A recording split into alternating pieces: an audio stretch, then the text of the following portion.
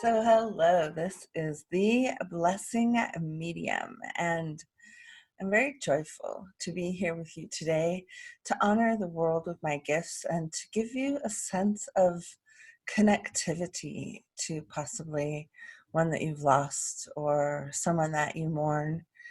I'm blessed to receive messages from Spirit, and this first started happening to me very, very, very young, and I've always had this gift. So I'm curious if we can make a difference in the world when we start knowing that there is information for us from lives beyond us. There's more than we can see.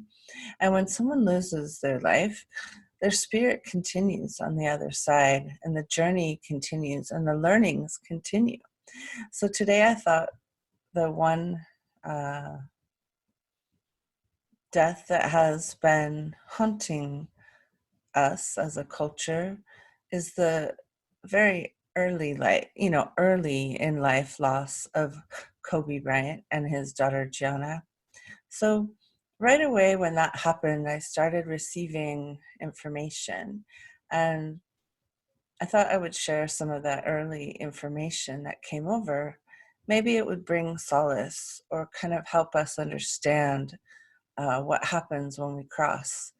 And so from the spirit of the daughter, there was this quick shift up into this very light, angelic type of being. It was really, really insanely beautiful. And the spirit went quickly into beaming down love to her sisters and her mother. And it was this essence of light, of just innocent light spirit. And quickly it kind of went to, I didn't expect this to happen, but I'm willing. There's this willingness to help, like whatever that means. And so if by chance the family is listening, there's this love from this being that's very big. It's much bigger than any one being could possibly fathom. And there's this love to help the sisters and the mother with all the things that they have to go through navigating life without her. She's also with her friends, and they're sending light to their basketball team. So they want the basketball team to keep playing and not to be frozen into sorrow by the loss of them. They know this is a big loss, and there's no belittling of it. But there's this sense of, could the team play on in their memory? Could the team play on? Actually, there's a bit of a fierce competitive streak from her, and there's a sense of taking things to championships even though she can't be there. So it's very interesting energy. Maybe that will help that team next year, or whatever team happens next year, because she would like people to keep playing basketball with lots of fierce energy. And she really believes that the women in basketball is something that has not been, she was willing to be a light force in that. And now that her life is gone, she's like, how can she communicate to other female basketball players to stay in the game and stay focused and keep achieving? She's really interested in the WNBA, and she'd like people to keep, she's so adult on the other side. She'd like people to honor the athlete regardless of the gender. So that makes sense. And then I can sense all the charged energy around losing Kobe, around our world losing him, around all that he stood for, the seeking of excellence. And there was regret. So Spirit doesn't always show me regret. It's happened sometimes. It's not the common. Often when someone crosses over, they've moved into such a different plane that they they just send love, and the regret, it just doesn't. But there's definitely regret, mostly towards his wife, and wishing he could have been a better husband. He wishes he could have. It's like he says he found himself in his love for you, and he wishes he could have found that earlier and hadn't strayed so much with his antics.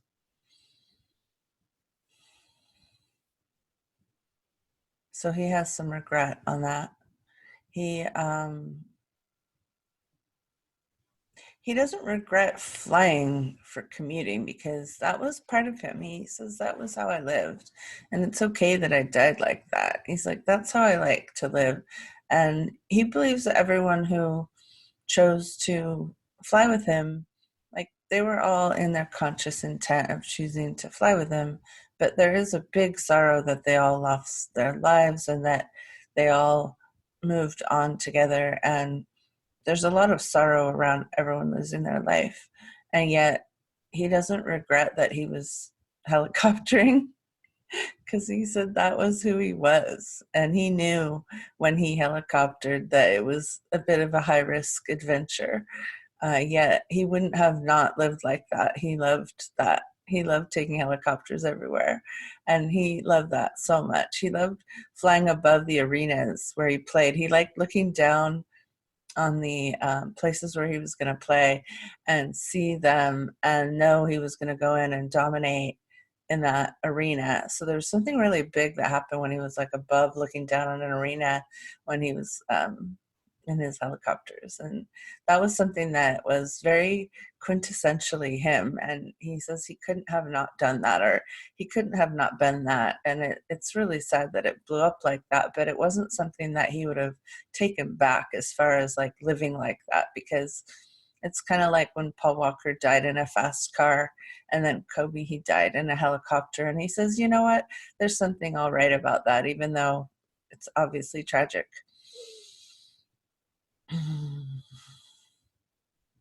His love for his children was beyond, and he loves his new baby so much, and he's doing what he can to from the other side to show them Liz love. And he says he'll put little toy Lamborghinis in the area when he's thinking, like they can. He's showing me little toy Lamborghinis, and he says that his daughters could play with them, and that would be like a symbol of him loving them. um, so that's what showed up. And just have them have little, whenever they see a Lamborghini, he's thinking about them. So he'll show up in that form of Lamborghini. And that was sort of part of his essence, was loving the quality, speed, that big engine, that running things in a really big way. And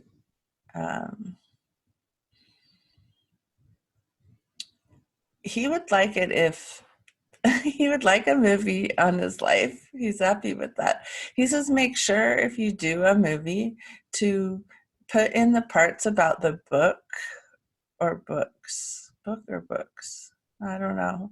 Anyhow, he's showing me his book, and he says, make sure the movie doesn't just show the, the highbrow lifestyle with the cars and the beautiful wife and everything. He says, make sure the book gets play in the movie, and that might be a way of sexing up reading, because he would like to encourage young people to read. And that's part of his heart, is really helping young. He's showing me African American men reading and then treating women well. So those are two things that he really values. And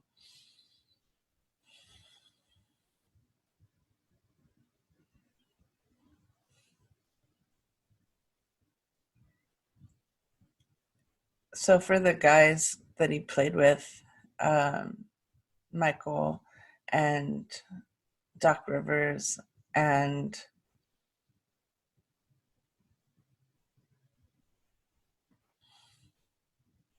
Magic, he's shown me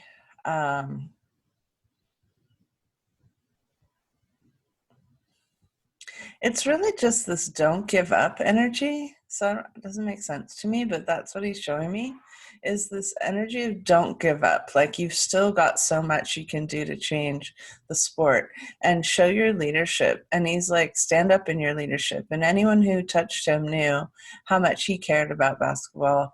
And he would like to see higher and higher levels of sport. He'd like to see camps for young men and women to learn basketball skills. Like, he says, if you're a big NBA player and you're listening to this, right, my tiny little podcast, but if you're listening to this, he's saying, take the time to train some young people in the sport and really give back, because that will help them get out of the ghetto. And he's like, help people get into college, help them get scholarships, help them take their God-given gifts and connect that to learning and studying and reading, and allow them to get out of the poverty by using sports. And he really believes in that. So that showed up for me. Wow, that's a beautiful reading. I'm so appreciative of them to come and share with me. Thank you so much.